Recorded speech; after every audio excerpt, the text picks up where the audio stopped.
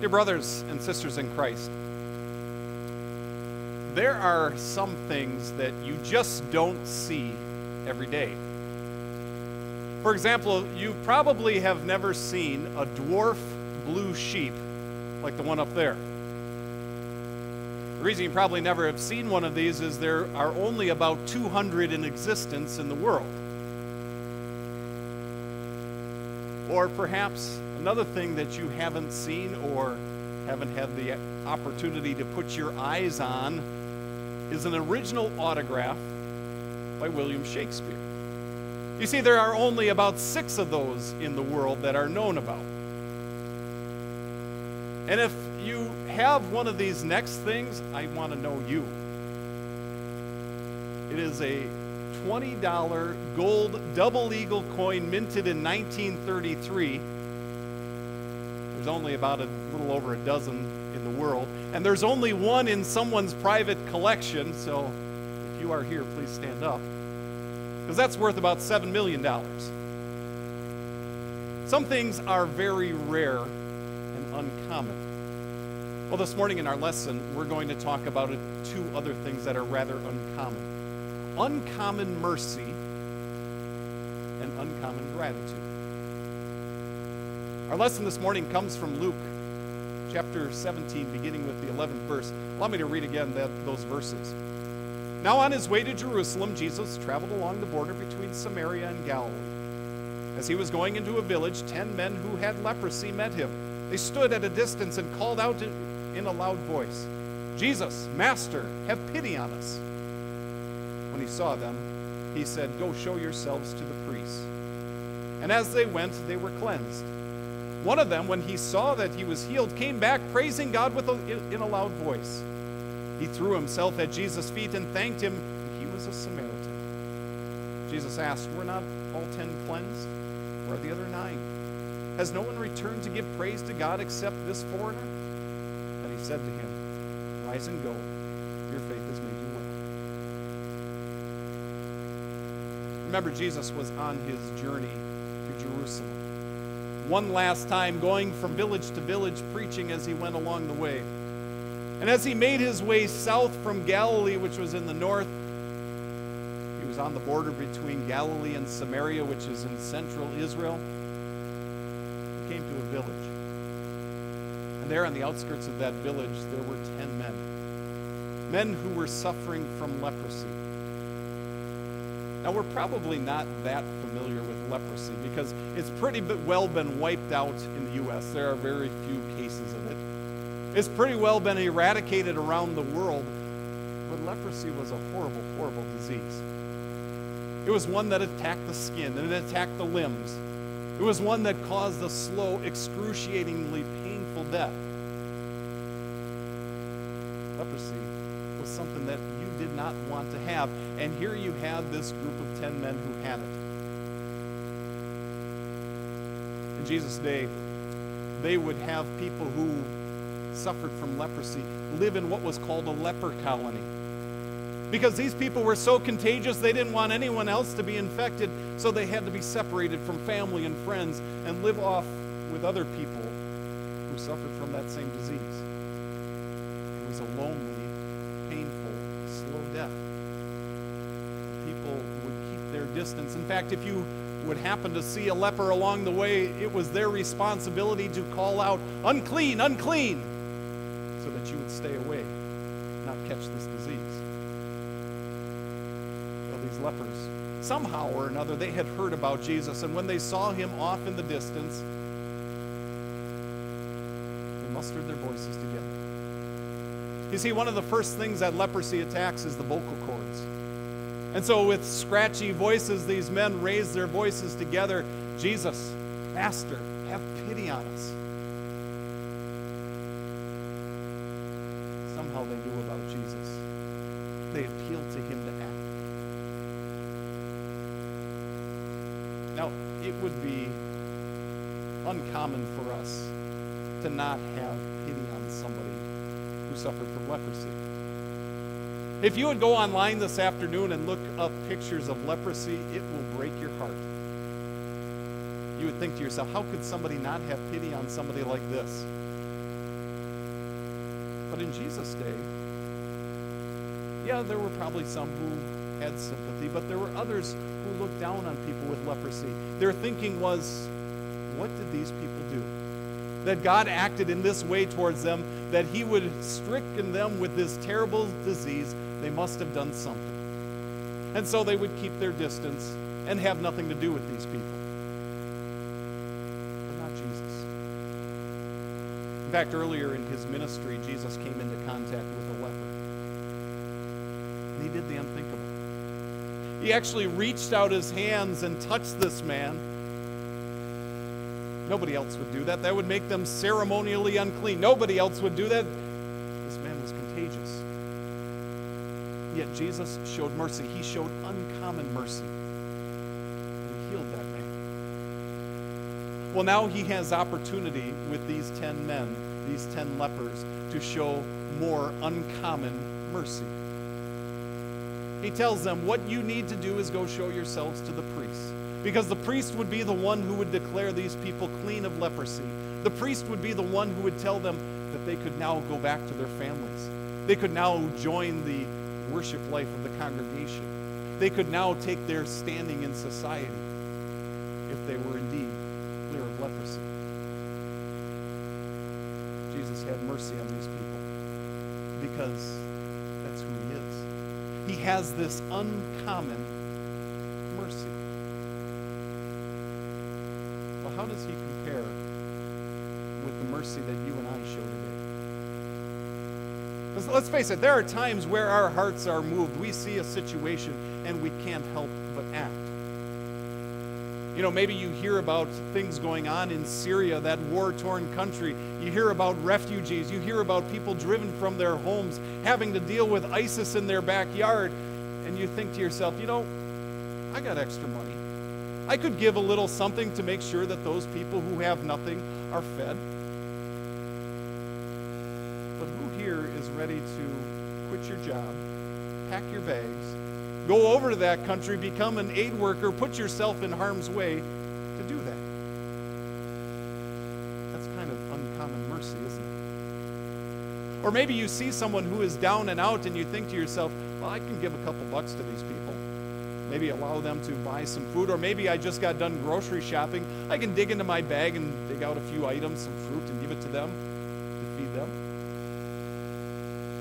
But who here finds that stranger that you have never met before and you invite that person into your home to eat at your table, to put a roof over their heads, to spend the time and effort to counsel that person to help them get their lives back on track again?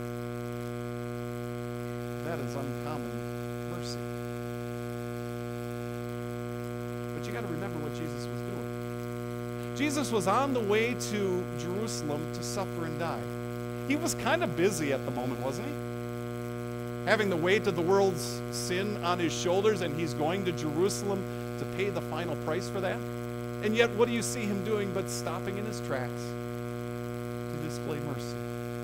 He didn't allow his suffering and death, those events that were coming up, to disrupt him from showing great acts of mercy to these people. It was an uncommon thing. A number of years ago, I came into contact with a family, people I didn't know before, and they were kind of down on their luck. They had no food, they had no money, they had no jobs. They were this family in need. And so out of Christian love, my wife and I decided to help them. We provided a meal for them. I went grocery shopping, stocked up for them so that they would have food for the week. And this was money out of our own pocket, out of our own grocery budget. And it was a little frustrating. Because when I went to deliver the food, I got a sense that there was a little bit of ungratefulness there. Come into the room with his bags full of food, and the wife barely looks up from her cell phone to acknowledge my presence, let alone to say thank you. And then when they started looking through the bags of things, the question came, well, where are some things that I would qualify as luxury items? Things that I didn't even buy for my own family because I deemed them too expensive. Kind of felt like I was getting taken advantage of. Where are the luxury items? But when we think about what God has done for us, aren't we those complaining, ungrateful people? Because God has shown us the greatest act of charity possible. Jesus gave himself. Jesus offered his life and death for our selfishness, for our ungratefulness. Jesus went to the cross and took our punishment so that we wouldn't have to. Jesus did all this for us, and what do we say to him? Where are the luxury items? Yes, Lord, but I want you to act in the way that I want you to act when I want you to act. And we become ungrateful. We become frustrated. Lord, you're not treating me the way you should. You should give me more. We act in this ungratefulness. And yet, what does God do? He doesn't strike us down. He doesn't use his hand to flick us off the face of the earth. He shows more uncommon mercy. He points us back to Jesus. He points us back to the forgiveness he won for us. He says, because of what Jesus has done, because of my great mercy, I've given you heaven. So that you don't have to suffer for your selfishness. You don't have to pay for your ungratefulness. Because I have done everything for you. That mercy is an uncommon mercy. It's one that we don't deserve.